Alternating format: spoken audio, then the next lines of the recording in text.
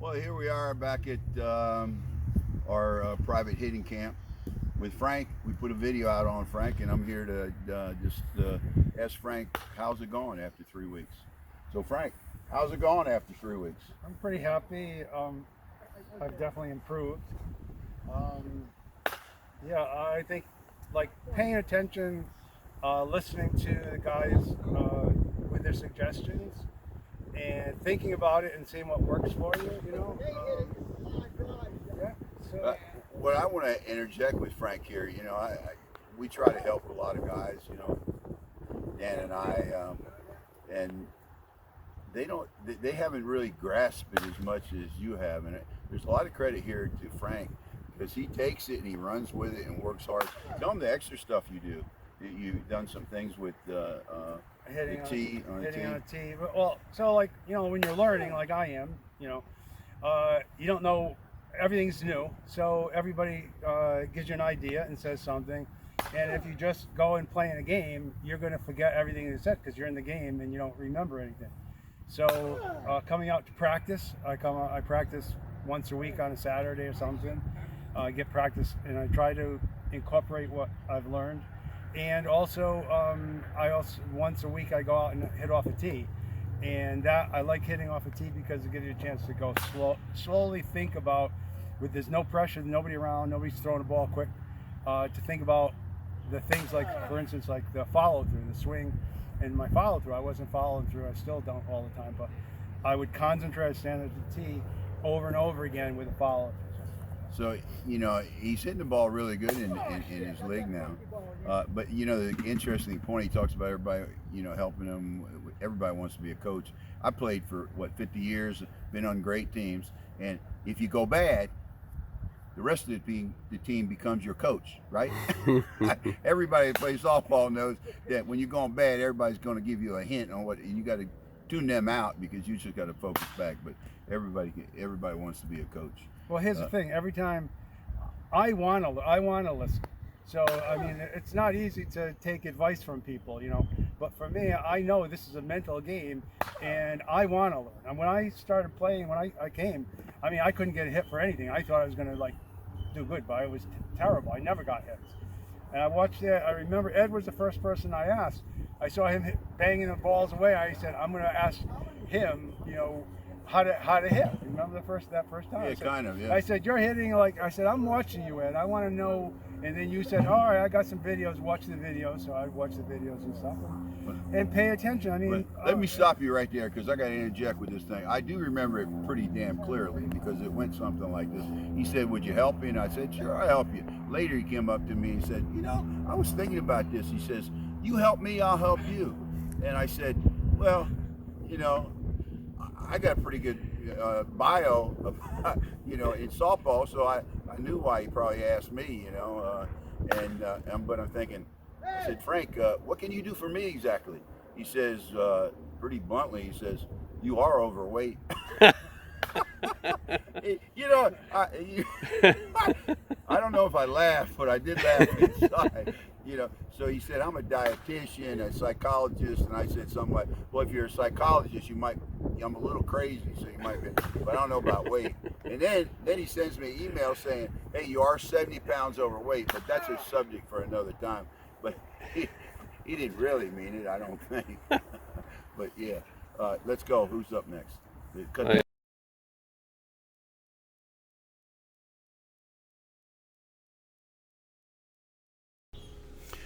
Frank, I wanted to put in your swings and the first time you came out with us. I'd like you to relate that through the process that we're going to show you the rest of the videos and the clips we got lined up here. Guy hits himself in the back with the ball. That's a good swing there. That's hit it pretty far. But again, I think you stopped too. Watch. Yeah, you went through on that one, but he looked like he stopped on that one. Now that was a couple of swings you just saw the first day you came out. Now this is a few swings from today. Hand movement is not as pronounced. You drop it just a little bit, but it's not affecting you at this point. But I think it will help you with more power and explosion if you keep them hands without going down. But a lot of guys, you know, drop their hands and they come through good, and you are getting some good swings. So watch these swings; they're pretty good. That's a nice swing right there, and you're coming around. There's a lot of improvement here. I hope you can see it. I'm sure you can. Look at this one. This is a nice one. But you're dropping them hands again, but you're making that step.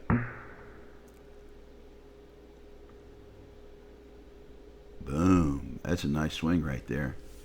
Now, watch me. Now, what happens on this pitch is I'm going to take you to right field. So I kind of step funny and I drop my right foot back. And you can see I'm going to right field there.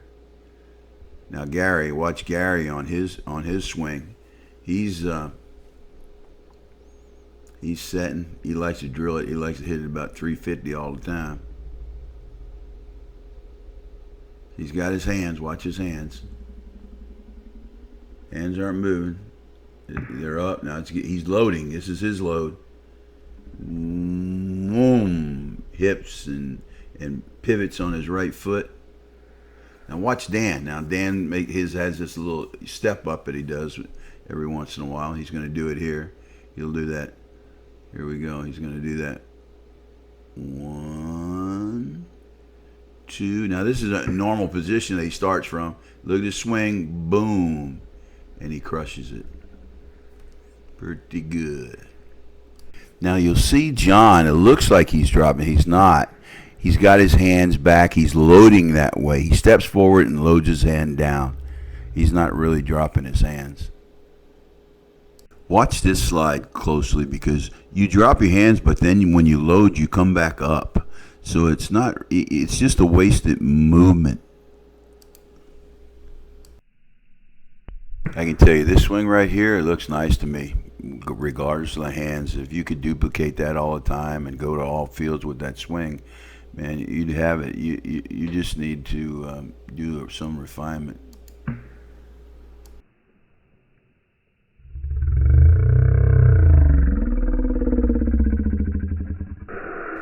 Well, I think this is another one that's a good one for the books, man. I think this is a nice swing.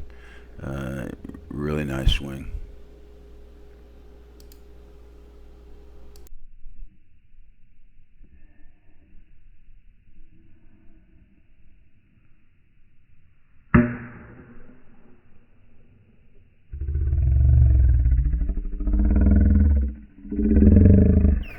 See a difference this swing? You should, because this was one of the swings from the first day. Yeah. I tried to sneak one in on you, buddy. Brian's right. You went down. You didn't go down that one, but you didn't watch the ball either. I'll tell you another thing, my friend. You know, I just realized that most of these swings you're getting since you switched to the overlap grip, I thought that would be beneficial to you, and you get away with a lot of things with the overlap grip that you can't get away with the normal baseball grip, the one we're all used to. That's the advantage of the overlap grip, in my opinion.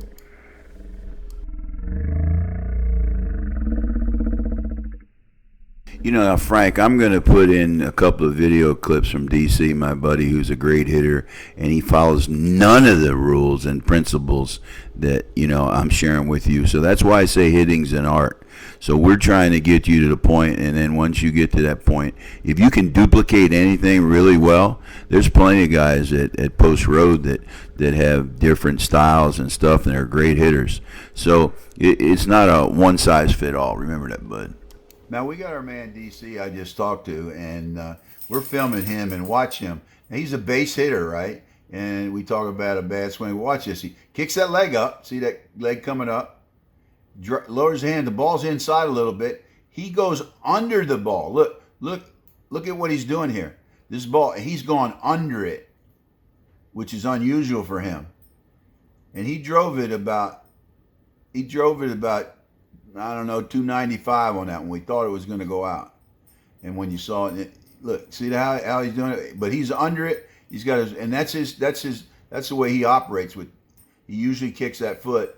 This is a little higher than normal, but when you look at it, he kicks that foot. And that's his technique. Boom. Okay, let's see another one. Now, when we look at DC in the box here, you know, he's actually back, you know, when he hit that one to left field, he was in here somewhere. Okay, and he did use a little different foot movement out here to pull the ball. So I think he was really trying to go, like he said in his in the pre interview, that he stands in the box based on where he wants to go. And he knew I wanted us to, him to shoot one to right. And so he moved out a little bit. And watch him now. Let me get this. There we go. There we go. Look, he's got that little kick, and his hands go down a little bit. And the step, all this is good stuff. He's got his body in motion. He's got his hands back. Always keep your hands back. Hands back. Now he's coming around. He's hitting the ball. He's got an eye on the ball. Got to watch the ball hit the bat. And he's hitting it at a low point, and he's driving it. Now, if he goes up under the ball, he's going to hit a fly ball. A lot of guys make a mistake. They go up. Now, if you're going to hit it that way, he would have been better off being in here and driving it through the 5-6 hole. But he's going to hit it, as you see, is the spot that he hits most of the time. Right over that 3-4 hole, I guess, into the outfield, which is a nice shot. We'll go to the next slide. You know what, Frank? Watching all this stuff in slow motion, even my swing, it's helped me in my thought process. But you come a long way in a couple of weeks, partner. Just keep working hard. I'm going to show you several swings from Gary, Dan, and John, and myself. Look at it and educate.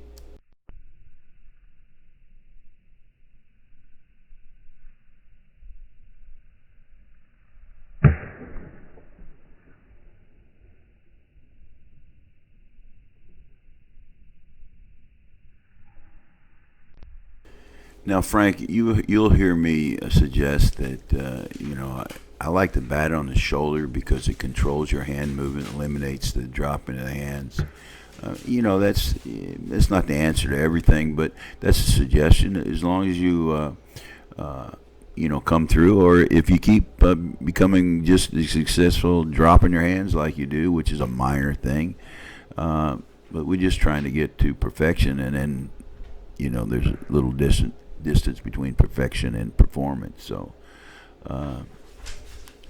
you're a smart man, figure it out.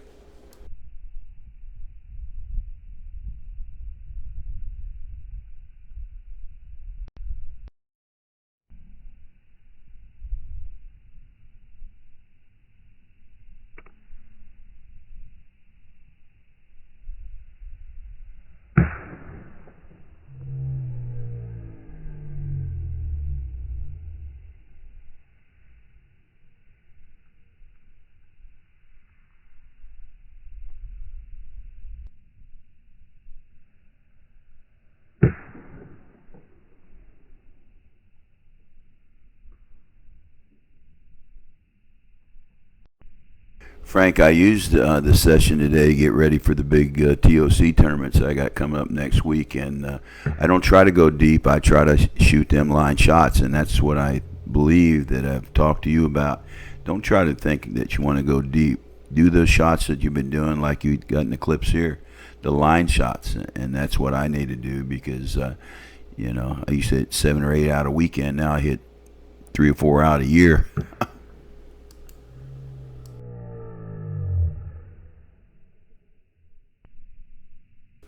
John Franny. John and I have been playing together probably since we were 35 off and on, but we've been hitting together for the last 10 years, I think, or a little more.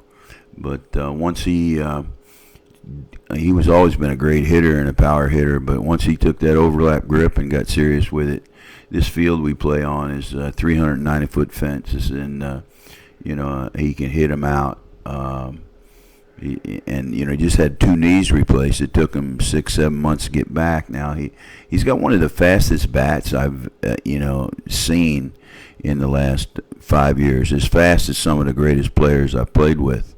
It's amazing, great hitter. Yes, great hitter.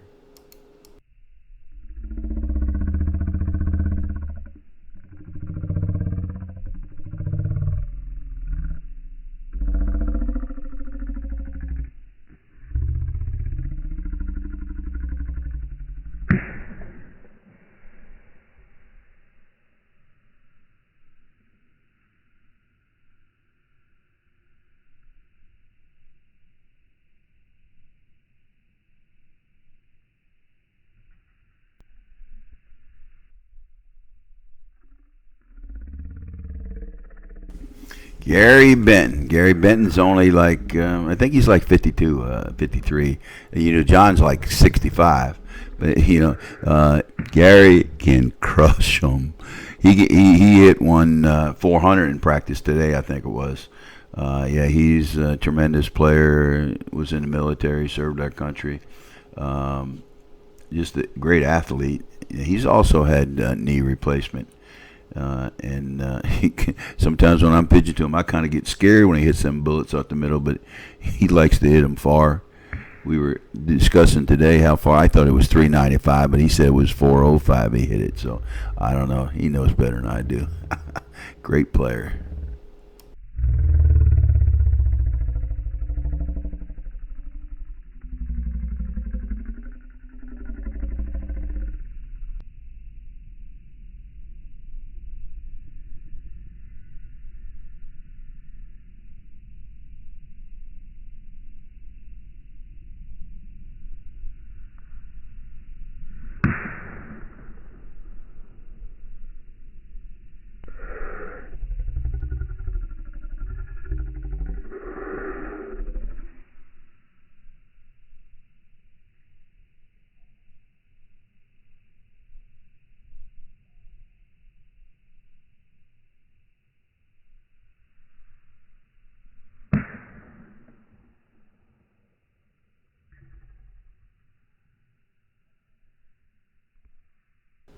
Dan Carlson. Dan's a Canadian from Canada, of course.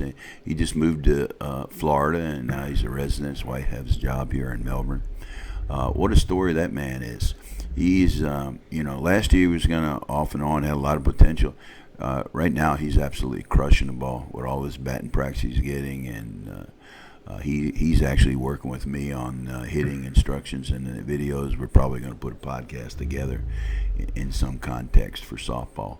But Dan's a great young player, and look forward. He's got a great swing, actually. Look forward for him doing big things in softball in Florida. Dan Carlson.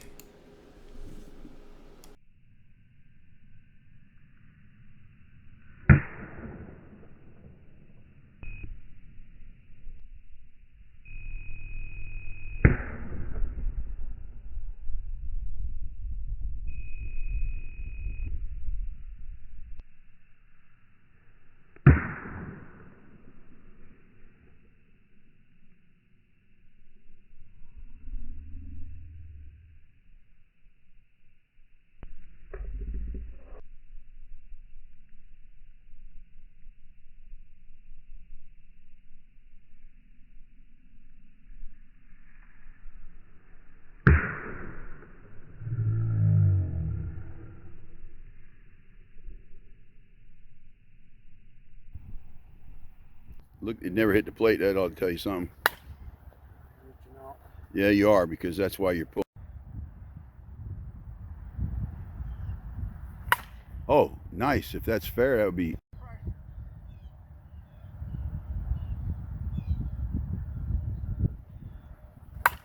Hey, that's a hit. That's a freaking triple. Now, Frank, if you take this slide right here and compare it to the one that you did the first time you came out and hit with us, I think you'll be able to see the improvement yourself.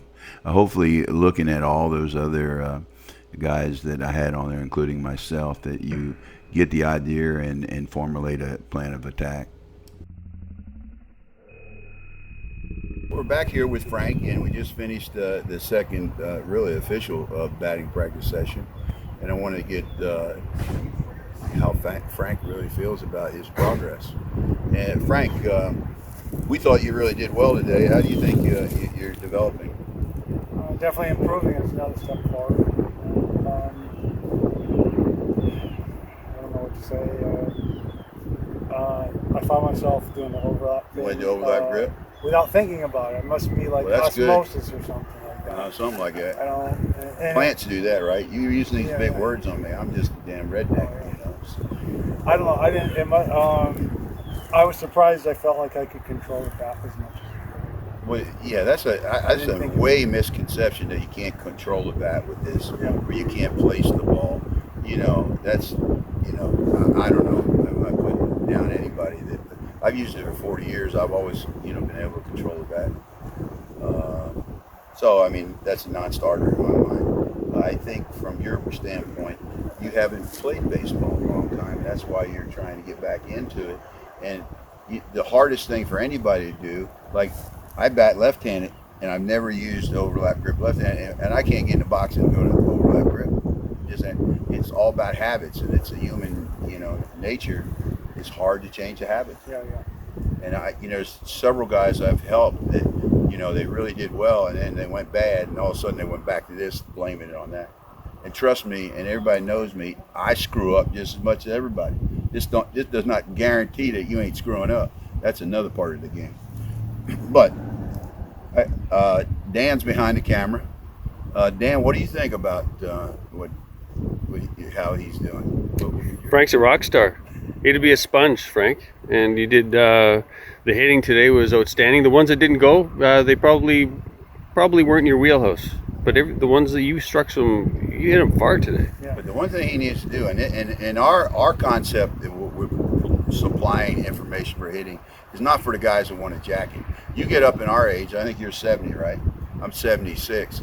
You don't want to think about home runs. You want to think about, hitting the ball hard and driving it. And you've hit how many doubles now in the leagues that you couldn't even hardly get on first base, right? Yeah. I got an email. Surprised myself that they go over the outfielder's head. On my connection, I got an email from one of the guys saying, "Hey, yeah, Frank, hit a double or triple today over my head or something." So, the guys in Post Road Hitting Club are really impressed. So, you got Dan and Ed you're playing for, dude. So we need you to do well. Yeah. Well, the feedback. This is probably, our free clinic. Yeah, I know, and it's the feedback is, I think, the most important. To hear what you're, we go out there and play and you just hit and everything, but nobody tells you, what you're doing. But here, you get a lot of swings and a lot of feedback immediately. Yeah, you got 80 swings there. Yeah. And so that helps makes a big too, difference. dude. Like you say, it's big time, dudes. Yeah. And he's got to take a lot of kidding because I've seen him up there at bat and people are, "Hey, Frank, hands back, don't get your hands out front." Yeah, after the last video, went to play the game. They were doing that. It's like, hey, It's like, but they're all good-natured guys. The guys at Post Road are unbelievably. Yeah, So everybody has been so supportive. It's ridiculous. It's like, I love the guys. They just always. You don't hear a bad word. It's like, hey, hear good words all the time. So that's.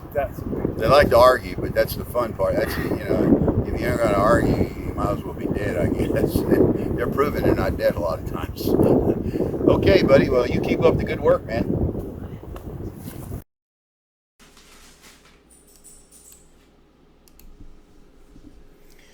Well, Frank, in closing, there's some things that I'd recommend you work on.